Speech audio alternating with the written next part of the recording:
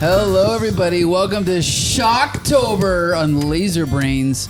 This is your co-host, Mike L., and as always, I'm joined by Joshua Mervell, and today we're going to be taking a look at the Texas Chainsaw Massacre. the original. That's right. Yeah. And we're joined by Meteor co-host and Shocktober host, Chimp Ian. That's me. So guess what? This movie I've seen about 10 times. Okay. And even though I've seen it 10 times, tonight there were certain parts of the movie that made me gasp. Actually gasp for air. Like when you realize that chainsaw was 2 words and not one. That was one of them. Genuinely. Wait, how do you spell vacuum? Anyway, I whispered to my girlfriend, I'm like, chainsaw's 2 words? I know, right? I'm like, I don't know why I thought it was, Okay. I thought it was 1 word. No, I know. I totally noticed that. I didn't say anything. I've been doing it wrong my whole life. Okay, but anyway, we got more important things to talk about. Okay, but Josh, have you seen this movie before? No, this is my first time seeing it. Yeah. So I'm not a big horror fan. Okay. They just, I don't know, they don't do it for me. They will. For the most part. They will. This was fun though. I actually did enjoy it. I get it. There's I get many adjectives I could use to describe this film. Fun, not one of them. But you thought it was fun. Okay. Well, certain members of the cast were having fun on screen here. Fun in the sense of like it works, right? Like it works in making you terrified. Yeah. It works at like making your adrenaline pump. Like it's not a light movie. Like no. The way that it's filmed, it feels real. Like 100%. It feels like at times almost found footage. Like You're right. And the fact that normally for me, if a movie doesn't have a strong story or like character motivations and things to kind of like pull me in, I kind of dismiss it. Like it just doesn't click well with me. This movie, there's no story. There's zero story, really. I wouldn't go that far, but there's zero character motivation. There's zero backstory. There's zero explanation. But there is a story. But we'll get into that. Okay. But I know what you're saying. It's a skeletal plot. Like it's just A, B, C. That's it. Yeah, like the story is just an idea. You know what I mean? Like these kids are on a road trip. They make a stop and they run into some murderers. That's it. That's the story. Like even the things that the characters are doing, like it's not important to the story. It's just what the characters are doing. You know what I mean? Okay. I'll concede one thing before we jump to champion. Yeah. Usually we talk about all the actors. There's almost nothing to talk about because the teenagers are almost interchangeable, except for maybe the lead girl. They're all just blank slates and they do nothing. But we'll get back to that in a minute because we got to hear from this guy over here. Yeah, I haven't said anything. You've never seen this film before. I thought going into this that I had seen a little bit. Okay. Right? One of my favorite spooky movies is Tom Hanks's The Burbs. Oh, masterpiece. And there's a little scene that I thought was from Texas Chainsaw Massacre. But it's not. Well, I think if it's from a sequel, perhaps, or there's maybe many sequels. Yeah, there are. Because it's the lead girl's. Like I recognized her scream. Oh, there's a little part in The Burbs where Tom Hanks and Carrie Fisher are watching TV and he's flipping through the channels and it's horror movie after horror movie as he's trying to relax. And it's The Exorcist, it's this and that, and it's Texas Chainsaw Massacre. I was like, oh, okay, I'm gonna watch for this little scene. And I heard this, like the screaming. It's the same girl, the girl that escaped at the end. Yeah. But the scene itself never happened. So I haven't seen this. I've seen maybe 10 seconds of a sequel at some point. Interesting. So what's your impression of this film tonight? It was interesting. It was interesting. I enjoyed it. I spent the first little bit wondering when the movie was going to start. Sure. Like the first 20 minutes or so. I was like, well, what's going to happen? Once it got going, I was locked in. It was pretty. I used the word visceral. That's the only word that can use, really describe the tone of this film. And I can see how it became so popular. I can see how it became this sort of a bellwether, right? A horror classic, and how it defined the sort of slasher genre. Yes. So it obviously, I mean, there might have been Psycho before this, and a film called Black Christmas. But then there was this, and then this led to Halloween, and then that led to everything. So this is kind of one of the this is probably the prototype for the idea of teenagers going somewhere and getting killed. Because that's Halloween, that's Friday the 13th, that's Nightmare on Elm Street, that's all of them, right? And this film does it, but there's something different about this movie. Because Halloween is it's more a little bit more artful. It's a little bit more widescreen, beautiful, like planned out. And the Nightmare on Elm Street's got the humor, and Friday the 13th is a little bit more. I don't even know how to describe that movie, but this movie is like a nightmare on film, in my opinion. And I was watching it tonight, thinking, okay, is this movie perfect? No, it's not perfect. No. Like you said, it takes too long to get going, and they also spend too much. Like once they have a cool thing, they maybe dwell too much on it. Like we'll show you the skull, then we'll show it to you 5 more times. That's a flaw.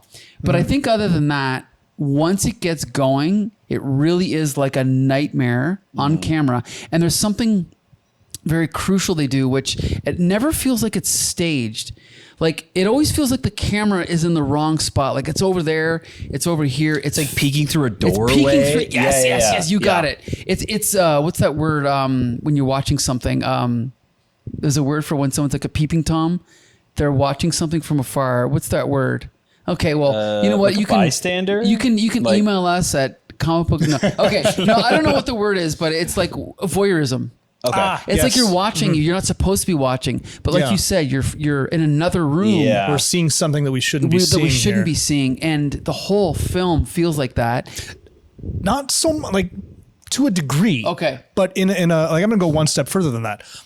The horror scenes, when things get scary, that's when you get this voyeuristic aspect. Yeah. Okay. But leading up to this, when they're just exploring the neighborhood, there's a lot of wide shots. A lot of beautifully framed. Like the cinematography in some of these shots kind of shocked me a little bit because I was expecting just some sort of grainy, this is something that some amateurs knocked together. But this was really well done. Yes. And the sort of tonal shift there when things started to get more serious. Good point. Yeah, there was a change in how the cinematography was handled, which I was impressed by. Because there's actually a lot of dolly shots of like moving the camera around the van and moving the camera through the grass. And like, you're just sitting there soaking in the nature and everything feels like, what is this, a road movie? And then this weirdo... first of all, did you notice when they pull over to pick up the hitchhiker, they cut to this extreme wide shot, and this guy gets in the van, and then it cuts, and he's just sitting there, and the whole audience is like, "What in the Sam Hill is going on with this fucking guy with this weird thing on his face? I don't know if it's a birthmark or whatever."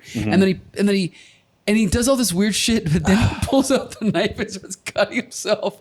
And it's not scary. It's more like, if this was happening to me, I would be shitting my pants. It is so off-putting. Yes. It's unsettling. Unsettling, yeah. Because we've all been in similar, not quite this bad, but we've all been in situations where we've seen things like this. And you just have that feeling of, get me the hell out of here, right? And to be trapped in a van. Yes. And then they finally get rid of him. And then they go to the gas station. And as we were watching it tonight, I remember thinking, because I kind of forgot the plot. I remember thinking, they're taking too much time on this. Why are they doing this? But of course, later it comes back and you realize that's why they establish this guy, this weird guy, the fact that, this is the fucking father. It's all connected, right? But because then they get to the house, then they get to the first house. They're wandering on the house, and then, we need gasoline. We're going to go over here. And then it just goes hog wild, as Josh would say, right? It really, okay. I agree with you. When I was watching it, I was at the start, I was like, I wasn't fully in. And again, the problem I have with a lot of horror movies is like the main characters are not interesting or likable enough that when the horror stuff starts happening, I'm not like scared. You're not invested in the characters. Yeah, you don't care like about obviously the things that are happening are shocking, but because they're I don't know, they're not fleshed out enough. I'm like, of course they're gonna die. Why? I'm not like, I don't know. I'm not invested. This one, they spend so much time at the beginning, and it's just kind of them casually talking. They're not doing like this weird, natural. They're not doing the weird thing of like giving everybody like an archetype where they have like something cartoonishly interesting about this is the nerd. Yeah, you're they're right. just like people. And the virgin who lives till the very end. Right. Like they're just people. They're just friends on a road trip. And the way that it's shot is like a home video at the beginning. Like it's kind of just them fucking around. Even when they get into the house, like nothing interesting happens in that house. Just like weird, the spiders in the corner. Just there's just like it's unsettling, but it's not. It's the not characters scary. themselves are like, oh, I remember this wallpaper from when I was a kid. I love zebras when I was a kid. Like it's nothing. And it does take a long time, and they make really interesting choices at moments. They blow a lot of raspberries. Yeah, a lot. And then I was like, oh, I don't know. But then once the horror started happening, it was like so brutal and so immediate. Yes. I think is what shocked me so much is that it was like so long, dragged out, and then boom, 3 of them get killed in the matter of 5 minutes. I know. And then it's just the 2 of them left. Yeah. And we're kind of like, oh my God, what's going on? And then they're walking towards the house, and then he gets murdered, and it's just her left. You're right. And it's so quick at the beginning that when she is running away, that scene is like 10 minutes long, where it should almost be funny how long it takes. Sure.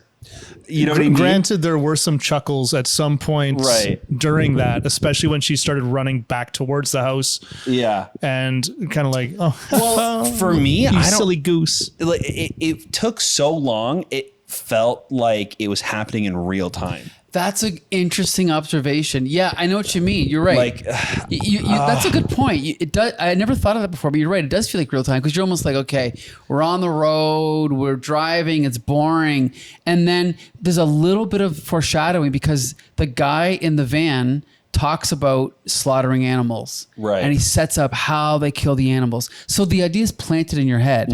And then you have the guy at the gas station. You don't want to go in that house.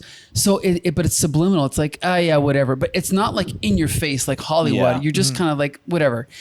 But then when they get there and the guy goes in and all of a sudden this hulking man comes out of the doorway and just smashes him over the head with that mallet, whatever. You're like, what the fuck? And then the guy is like twitching. Twitching. And then there's been no incidental music for the whole movie. And then all of a sudden he slams the door and then music, boom, dum. You're like, what the fuck am I watching? I felt the whole room shift. I felt like, what the fuck is happening? And then it cuts to the shot behind the girl sitting on the swing, and she stands up and she's calling his name. They do that like low shot. That weird shot. Like, that was one of my favorite shots in the whole movie. What the fuck was that? Walking towards the house, the clouds are all beautiful. It's all blue sky, right? Yeah. And also, she looks like, let's be honest, she looks naked. She has shorts, super short shorts on, and almost like just like a front shirt. So she looks like so vulnerable walking towards this house, and you're thinking in your head, get the fuck out of there. And then she walks up, and then Leatherface comes out again and grabs her, and she walks in.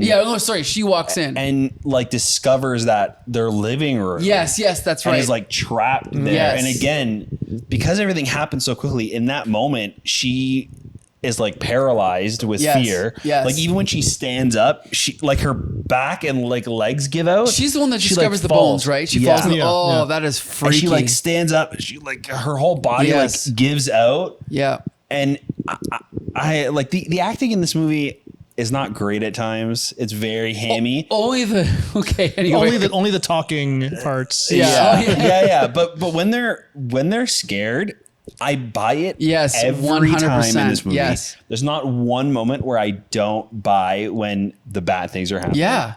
And when Leatherface grabs her and she's screaming, that's where the nightmare begins to me. Yeah. When she's screaming, there was people in the audience that were like, no, I have anxiety. I have to get out of here. Like there were people that like the second the movie ended, they walked out. Yeah. And I think it's real. Like I'm sitting there going, I'm not really a guy that's all about like sensory overload, but this movie, it's like 45 minutes of screaming, and it starts with that girl being like Leatherface is carrying her, and she's and you're just like, oh my God. And then he puts her on the hook, and then he fucking grabs the fucking, what is it called? The chainsaw? The chainsaw. And then Two words. guy's, chainsaw, 2 words. And then the guy's laying there, and you're like, this is fucking crazy. Yeah. What is happening? And then it cuts away and then what does it jump to next? Then the rest of them just waiting. Yeah. They're waiting by the truck, and then the guy goes to investigate what's going on. Yes. And when he walks to the house, he's like, they must not be here. He sees the jacket. Yes. He's like, okay, I've got to go in.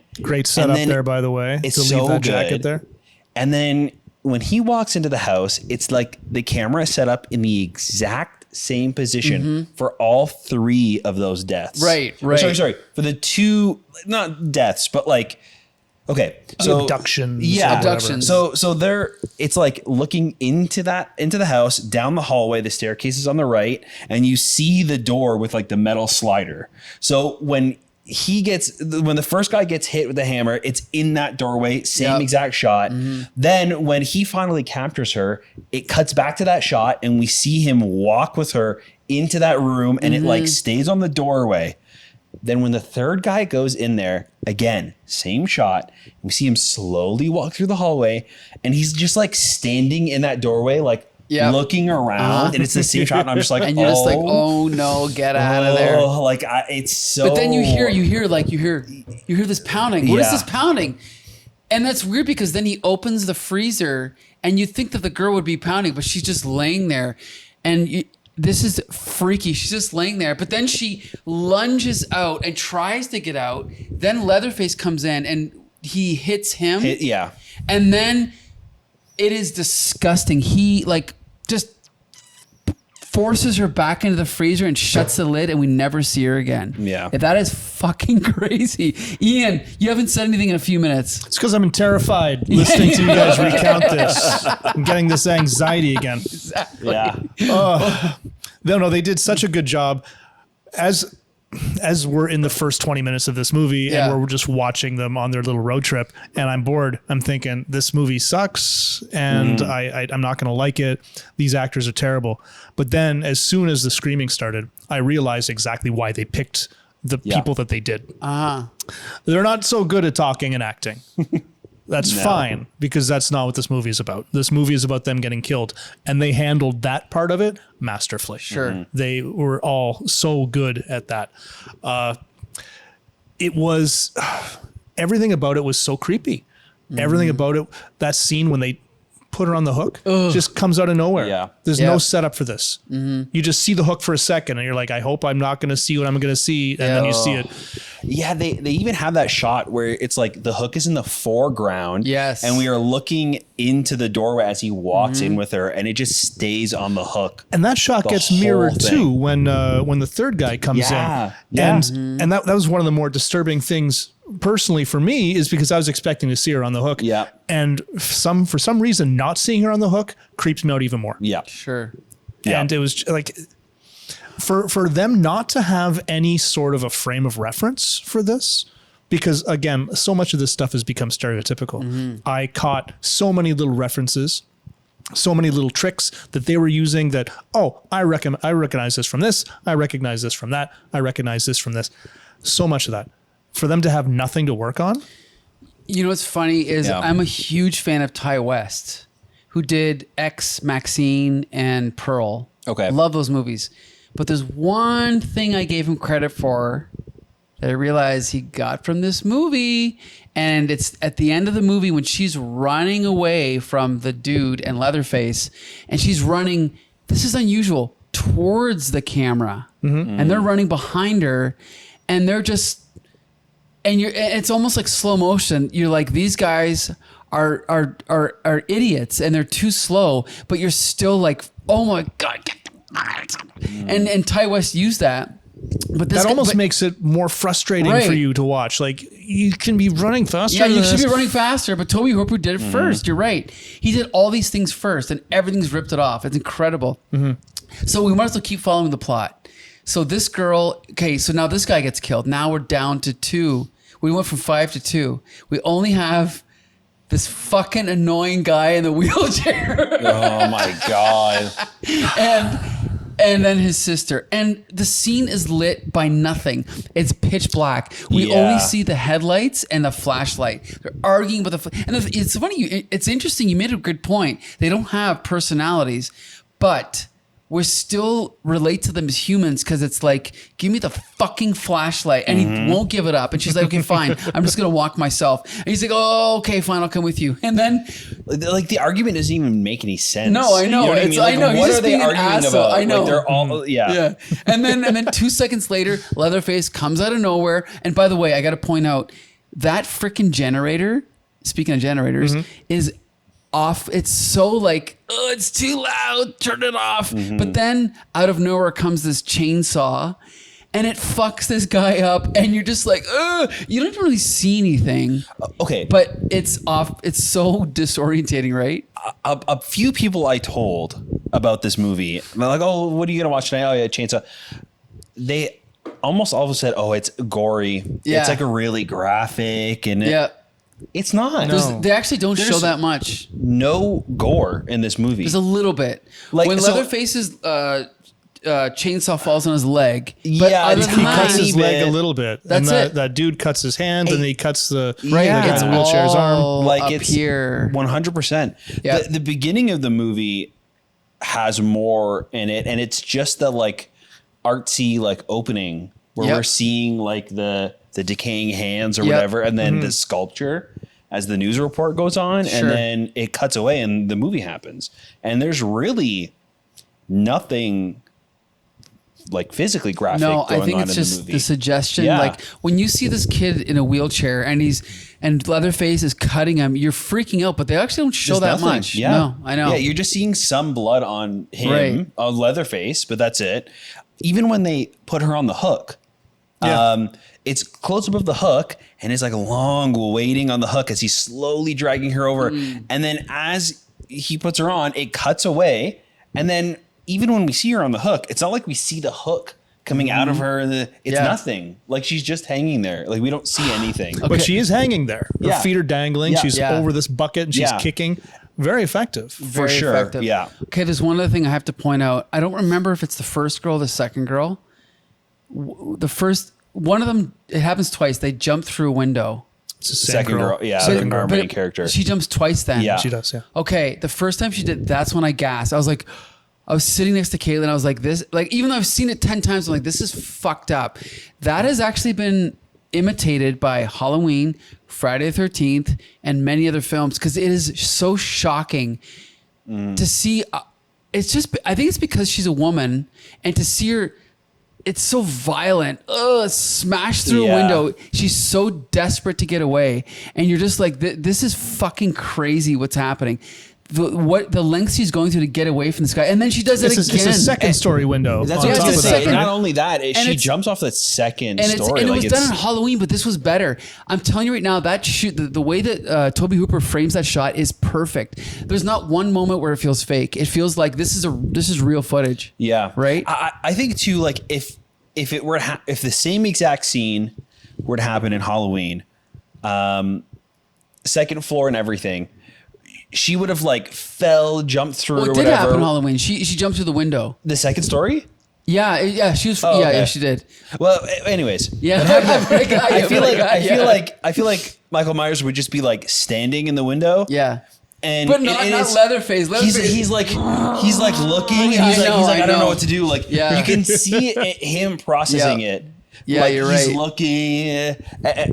He like leaves and then he kind of like comes back for a second and then he like. You're right. I don't know. Again, it adds to the like feeling of it being It's more real, chaotic, yeah. right? Yeah. Like Michael Myers is like a force, Yeah. right? Like he's scary that it's like, is he a man? Is he a I know. ghost? Like we don't know what he is. This feels like there's no mistake. These are just awful human beings. Yes, evil. Mm-hmm. And then the close up of Leatherface, where he's just sitting there and he's like licking his teeth. Yeah. Ugh, fucked up, right? So on this episode of Last Call that we just recorded, Yeah. you had asked a few people what their favorite horror movie was, Yeah. and a couple of people mentioned that they prefer movies and are more scared of movies where it's like a paranormal thing. Sure. I'm the opposite. I get why people would be scared, because it's like, oh, you're helpless. Like, what are you gonna do? It's a ghost or whatever.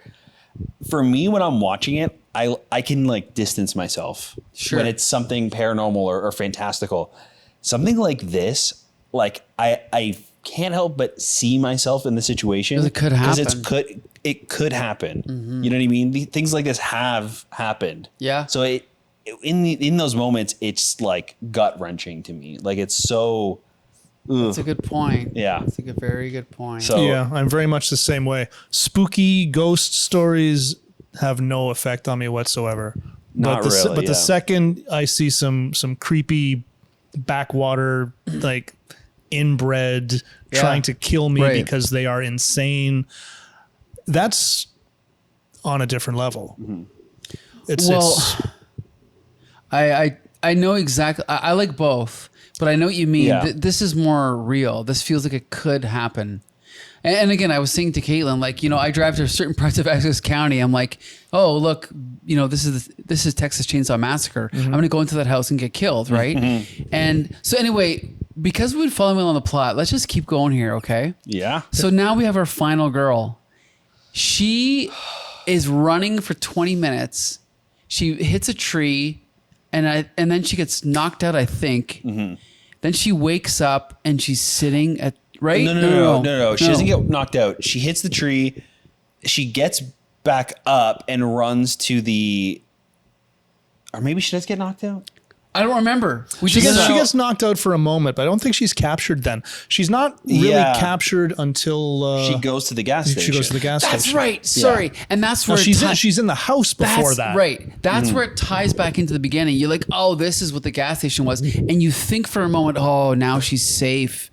Oh, no, she's not. Yeah. And then you see her staring at the barbecue and you're looking at it. And there's nothing that I saw in there that necessarily looks like an arm or something. But it's that seed that's planted. It's like, I know I should be looking in here for something creepy because this is a creepy movie. Yep. No, it can't be. It can't be. It's all adding up. Yes, it is. Oh, yes, it is. And that guy, just the way that he kidnaps her and he's like hitting her when he's driving. It's just so unsettling. Then he gets to the house and you realize, oh no, now there's the brother. There's the brother. Now, this is a family. And something that makes it extra unsettling, sorry to interject, no problem, is that there's this goofy sort of undertone to a lot of the things that drive what these people are doing. Yeah. Right? Like, you remember how she's got this knife and she's going to kill him, but he knocks it out of her hand with a broom. With a broom. And he's whacking her with the bristle end of the broom. Right. I was like, what is this? Like a 50s sitcom all of a sudden? Right. What is happening here? But then like it breaks and now he's hitting her with the wood. With just the wood. He's poking her with the stick when she's in this burlap sack. It's like, oh. And you never see her. He's just like, she's off screen and he's hitting her. And it's so like, it's like psychopathic. He's treating her like nothing. Yeah. He's just like making comments about her and hitting her. And it's like, it's sickening because she's, and that's what I think the beginning of the movie sets up so well, that when they talk about how they kill the animals, it's like this freakish way of just looking at, like, you see all the bones in the ground and the chicken in the bird cage. And it's just, I don't know. It just brings everything. It makes you question everything, everything. It's just freaky. It's sickening, you know? Yeah. But then she wakes up and she's tied to this chair at a dinner table. And then they decide to bring Grandpa down. And the thing, okay, again, this movie is now a nightmare. It's fucking crazy. Did you think that because the first girl saw them upstairs? But I thought they were corpses. I thought they were corpses too. But then they bring him down and they cut her finger and they put it in his mouth. Oh my God, no. I've watched this movie. I've seen it 20 times. It's fucking crazy. She's getting her finger sucked. And that's kind of wakes him up and now he's alive again. No, is that one of the most disgusting images in the whole film. Who thinks of this? I know, right? You're just getting your fingers sucked, and he's like enjoying it, and I'm sitting there watching it, going, "This is crazy! I cannot like look at this." It's you talked about like this film's gory. No, that stuff is worse. It's psychological. Yeah. It messes with your brain. And then when they go, "Oh, we're gonna like Grandpa kill you." And then you're just waiting, and then they bring her. And I think there was a moment, and maybe I'm imagining it, but I think that moment might have pushed people over the edge when they like hold her over that bucket, and like giving her the thing, and he keeps trying. And I felt like this is insane. We're watching like a snuff film. Yeah. It feels so Yeah, you kind of want real. to turn around and say, sorry about all this. Yeah, you're right. That's what it felt like. And then I think he connects once and you see blood and you're like, this is fucking insane. This is like a 50-year-old movie and I can't even watch it, right? Yeah. And then she manages to get away and then the film gets crazier. Okay, then she gets away. We have the scene we talked about, the chase scene, and then this truck driver enters the fray, and then it's almost comical because the truck driver jumps out to help her, but then Leatherface like chases them into the cab, and then is like carving up the door, and then they're running around the other way, and then another truck comes. Oh no! First the truck kills the brother. First, the transport truck kills the brother. Yes. Which was, people were laughing, but it was like a relief because we want him dead so badly. And then the other truck, like a pickup truck comes, and then she's trying to get into this pickup truck, and there's a moment where you're like, oh my God, she's gonna get killed, right? Yeah, she can't get in because she's hurt, and the truck won't start. You can hear him trying to start it. It's insane. And then she manages to get away, and then she's screaming and smiling, and then the camera just holds on Leatherface while he's like almost like just he's dancing, and then the film cuts to credits, and it's almost like a gut punch. The whole audience is like, "What the fuck just happened?" Right? And we're all just like, everyone's like, "I guess this is where we clap for the movie." Yeah. And then I saw two people get up and immediately leave, like no goodbye, no nothing. So this is a potent film. Yeah, I think that ending too. It like feels so abrupt, and it feels like if you were like hearing it on the news. Like, thankfully, one of them managed to get away. Yes. Oh my goodness! Thank goodness. And that's it. Like, there's no like real resolution. There's no denouement. There's no denouement. There's no epilogue. There's no the police do not show up. Yeah. Right. There's no resolution. Yeah. She just gets away, and that's it. Yeah. And Leatherface is just waiting for his next victim, I guess. Right. Yeah. Ooh. Oh. Even the truck driver, like, What happened to the truck driver? he just runs. He just ran. Yeah. We don't know. That's another that. What a weird, right? And again, I think that helps make it feel like a real thing. Like, like the story is rarely ever about the guy that happens to kind of be there at the, so he's just there. It's incidental. Like it's not like a character that comes back.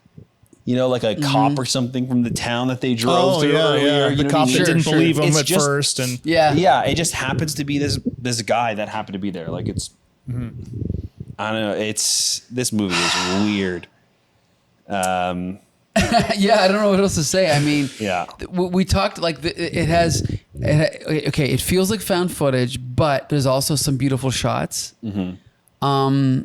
It's the template for so many other horror films, but it also makes weird choices, like you said, Josh.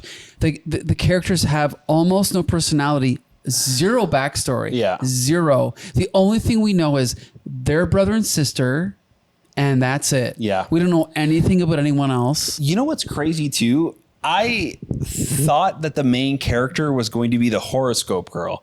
Okay, because she was the only one that was saying anything in the movie. I kind of thought so too. And in fact, when she was starting to talk about that stuff at the very beginning, I thought, oh, interesting. Yeah. They're actually going to have characters in this movie. I wasn't expecting there to be characters.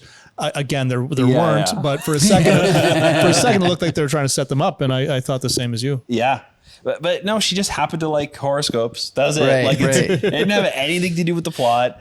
Aside from all the horoscopes she was reading were bad, right? Right, sure. Oh, Saturn's And bad, you know- and it's in retrograde. Yeah. That means bad stuff's going to happen to you. And you know what's interesting is I've read some behind the scenes stuff, but I don't know, like, did they make that up? Was it scripted? Because Right. all the dialogue, like even when they go into the house, it just feels so random. It just feels like the actors ad-libbed a couple lines and they almost cut it off mid-sentence. Yep. Like it just doesn't even matter what they're saying. They're just saying something, right? That's what it felt like. Even the guy in the wheelchair's freak out That was is so I know. It was Wait, strange. which freak out? when he when he was when like, he was in the I'm house? having into so the house. much fun. Yeah. That was just It's just bizarre. like, what I know. is going on? It's so weird.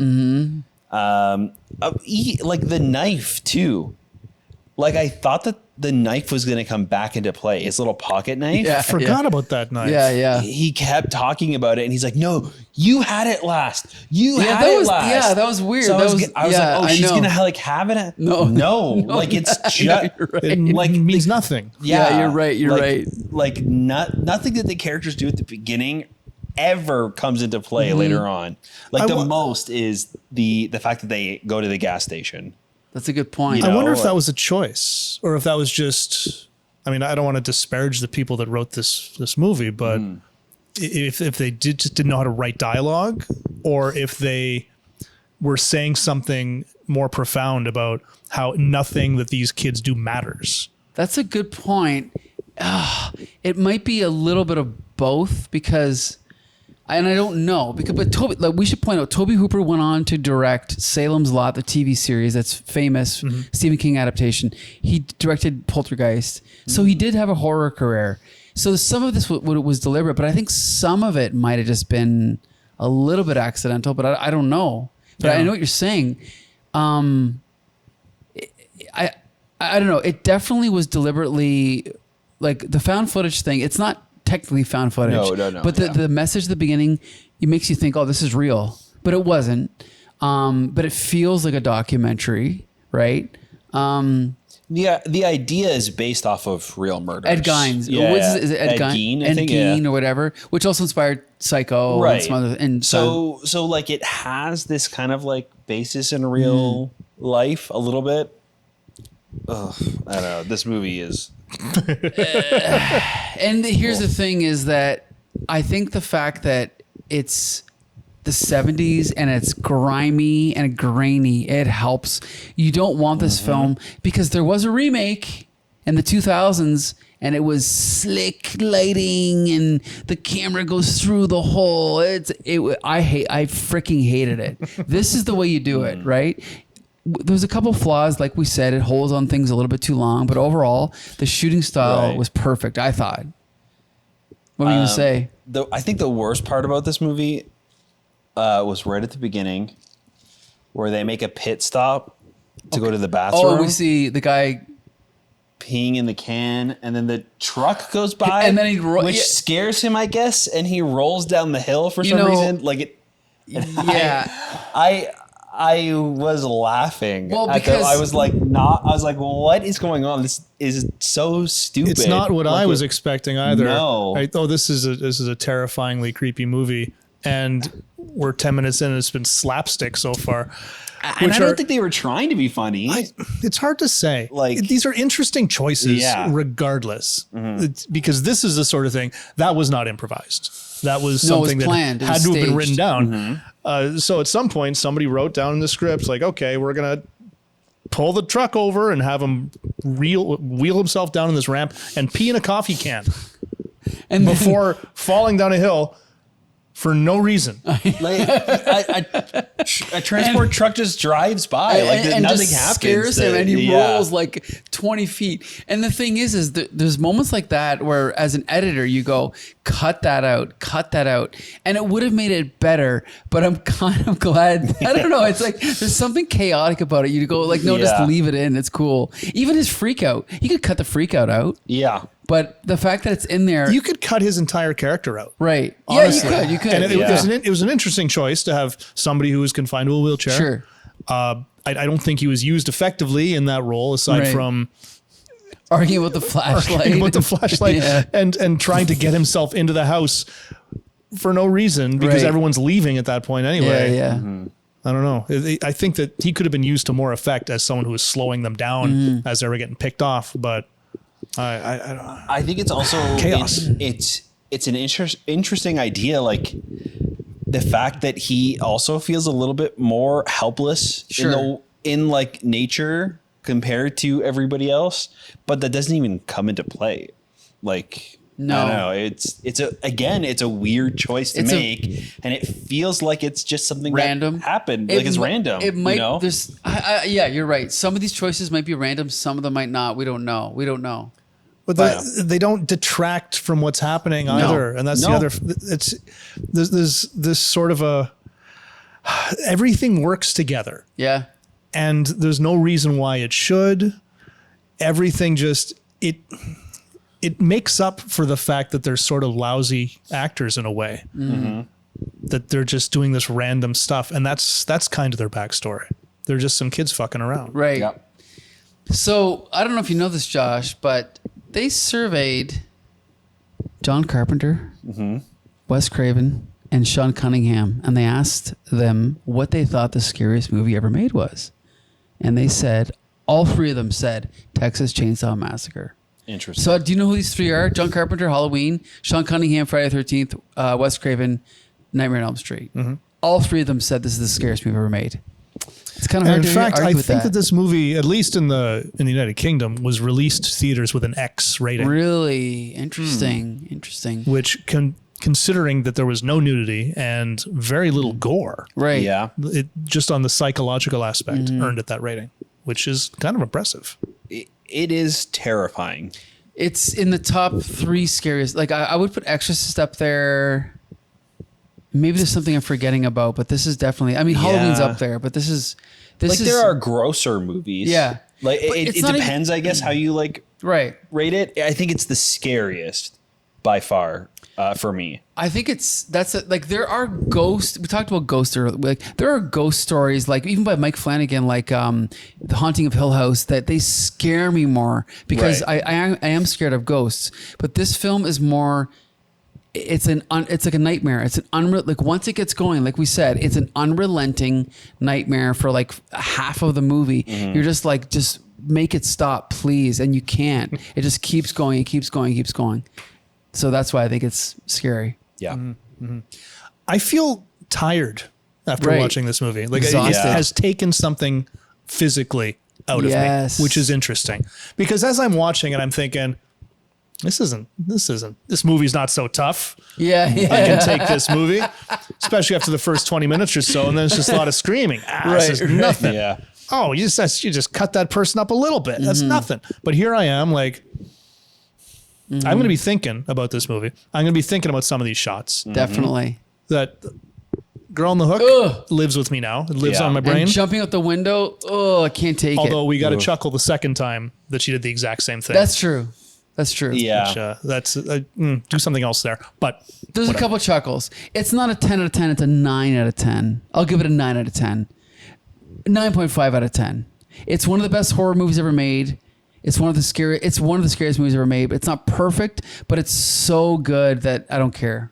Yeah. I agree. I would love to see what this movie could have been had the original cast and crew at that time paused for a minute and said, you know what? We're going to do one more rewrite and we're going to let an editor take a look at this and maybe reshoot a couple of scenes and then release it. Okay. That's like it just needed some polish. One extra And polish. I don't mean polish in terms of making it glossy. Yeah, you just mean like fancy. a I just mean slight rewrite. tighten this up, maybe Yeah. work on the characterizations a little bit more. Okay. That's the one thing I would change is the characters a little bit at the beginning.